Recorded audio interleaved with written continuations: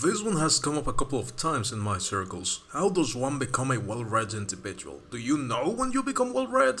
Does it happen all of a sudden? Well, no. It happens over time, obviously. You can't become discerning unless you develop a critical eye on your own. But I do wonder.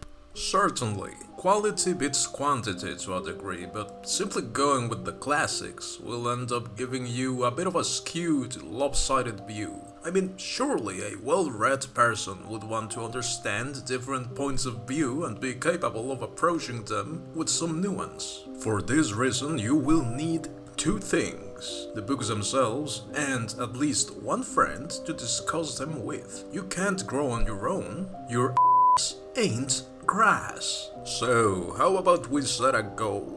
We will, over the next 3 months, read 10 specific books in order. I've handpicked the selection with this in mind, so here are 10 books to read in order to become more well-read.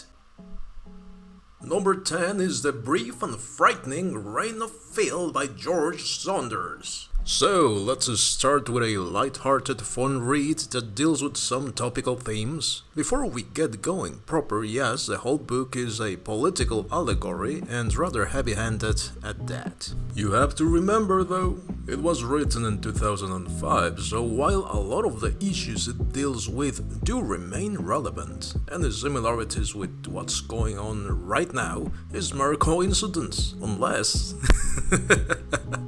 you think George Saunders somehow predicted the future, which is ridiculous, right? Regardless of what side of the aisle you stand on, you will most likely identify with the good guys and think that the bad guys kinda suck. Which is fair, I mean, we are the good guys after all. Our cause is just, we are righteous and kind. Number 9 is The Haunting of Hill House by Shirley Jackson. Don't get it twisted, this is a horror story. What is that? You don't like horror? Oh well, I'm sorry. But if you want to be well read, you are going to have to stop being a little bit, okay?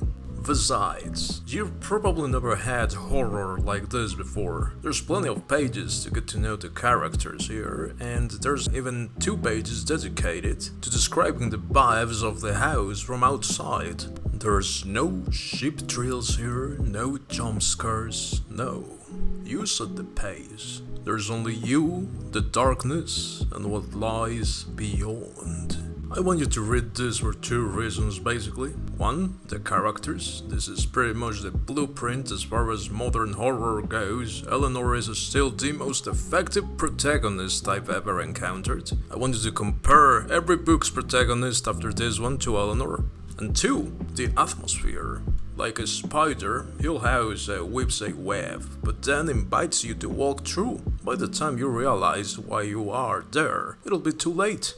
And the worst thing is, you'll still be glad you are there. Number 8 is The Color of Magic by Terry Pratchett. If you want to understand English literature, you have to read fantasy. I would like to warn you that I will speak ill of J.R.R. Tolkien, so, defend him in the comments. I understand that high fantasy as a genre is born from Tolkien's work. Pratchett's stories take a lot from them, in fact. The Color of Magic is the foundational story for the Discworld series, which is a whole universe for you to explore. It's funny, easy to read, and full of interesting ideas and concepts. That said, this book is more of a celebration of fantasy, so fans of the genre will enjoy it more than newcomers and tourists like us. That said, if you like it, you can just go as deep as you want. The greater Discworld stuff, the Rincewind saga, the Death books, they are all enjoyable. There is no Silmarillion here, is what I'm saying. Yeah, there it is, okay, yeah, I just believe that the actual world building should be made within the story. Okay, sue me, man.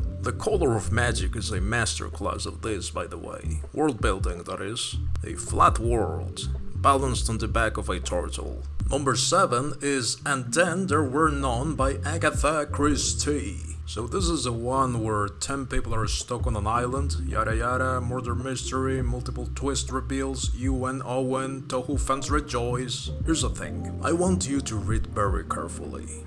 Try to solve the mystery before the novel ends. This is probably the most famous mystery book of all time. You have either already read it or are familiar with a parody or adaptation of it, or at some point have seen something influenced by it. There's nothing like the real thing though, and this one has aged particularly well.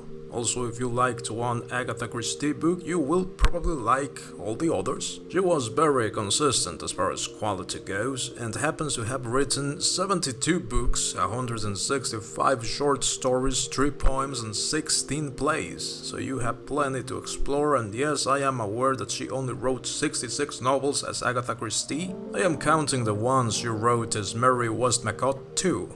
Who do you think you are? I am! Number 6 is The Adventures of Sherlock Holmes by Arthur Conan Doyle. If Agatha Christie is vanilla, this is chocolate. It is, however, the longest one we've had so far. Pause. So do pace yourself. I particularly like the first, second, and 8 stories, but do try to go through all of them. They share the main characters, of course, but also the theme. Speak with your companion about which ones you found to be the most interesting, which ones you liked, which ones you didn't like. Were you able to solve any of the mysteries before the end? If so, how? Did you like Conan Doyle or Agatha Christie better? At this point, you should be able to discuss like this, even if the first book proper you read was The Reign of Phil. In which case, hello buddy, do your parents know you're using the internet? You should ask them if it's okay for you to listen to me. This is a vile, dangerous place. No place for a good kid like you. I swear to God, these little motherfuckers have no respect nowadays. Number 5 is The War of the Worlds by H.G. Wells. Let's step back for a second and appreciate some good old sci-fi. Emphasis on the old. There is an argument to this being the granddaddy of all science fiction, plus I am sure you've already noticed at this point, when you are reading a good novel, it's easy to enjoy it for what it is. But the more you carry with you, the more you are able to get out of it. Let me explain. And by explain I mean exemplify. Yes, there is the obvious allegory to British imperialism. Let's break it down further though.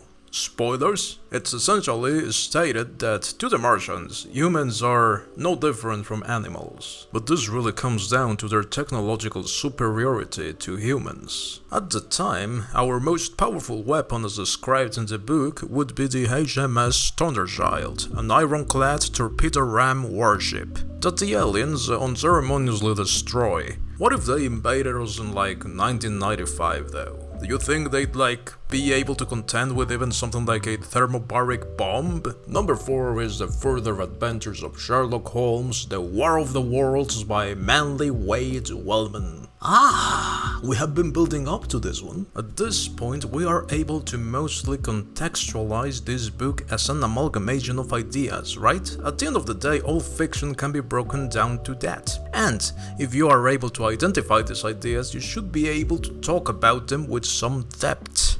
This one uses the events in the previous book you read as a backdrop, but the first and second chapters are in the style of the short story collection you read a bit ago. Then in the third one we are introduced to a new character, Professor Challenger. He's from a different book called The Lost World. If you like him, go check it out. It's also by Sir Arthur Conan Doyle. He's one of those adventurer guys from the early 20th century, like Alan Quatermain or Indiana Jones. The third chapter is more in the style of the Professor Challenger books, actually. This is called a pastiche. Again, discuss with your partner. Did you enjoy the book?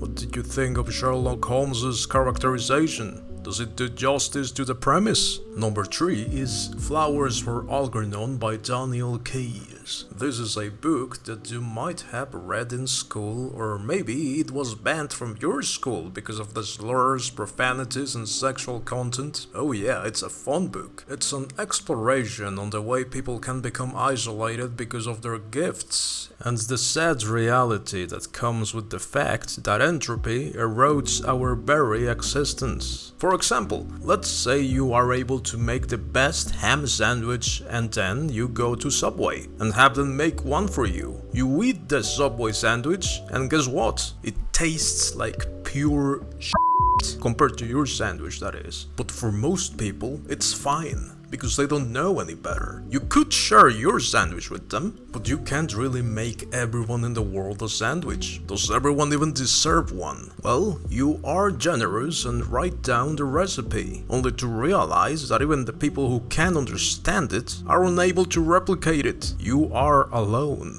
except for one other person. You met him in the R Sandwich community on Reddit. He's able to make the best tuna sandwich in the world. Obviously, it's not the same as a ham sandwich, but still, through pain and joy, for a long time, it's the two of you against the world. You open a deli together, he's your best friend, he's the best man at your wedding. Years go by until one day you get to work and there he is, at the deli, sitting on the kitchen's floor, sobbing. You ask him, "What's wrong, Paul?" "I can't make it anymore, Ryan." "What?" "The sandwich, Ryan. The tuna sandwich." "What do you mean? Just follow the recipe as always." "You think I haven't tried? I tried already, man. I can't do it. I lost it." Okay, whoa there. Let's just calm down. You're just having an off day, man. Let's head home. Let's head home for the day, alright? Alright?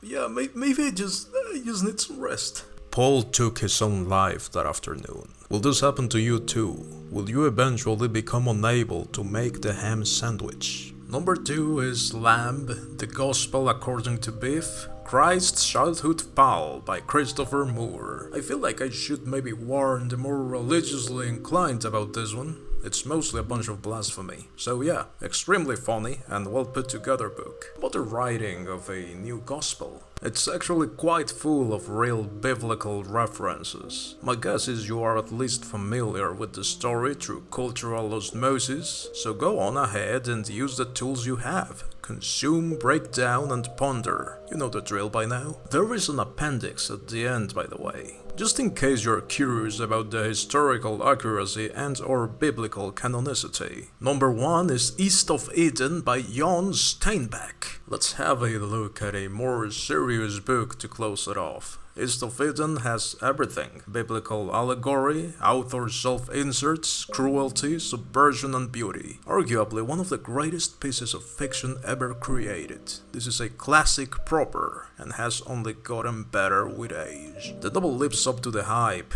Jon Steinbeck is one of the GOATs. This will be a challenging read, but you will see it through and you will overcome. Then you'll get to go to your friends and be a bit of a snob about it. The boobs in California really are the greatest boobs around.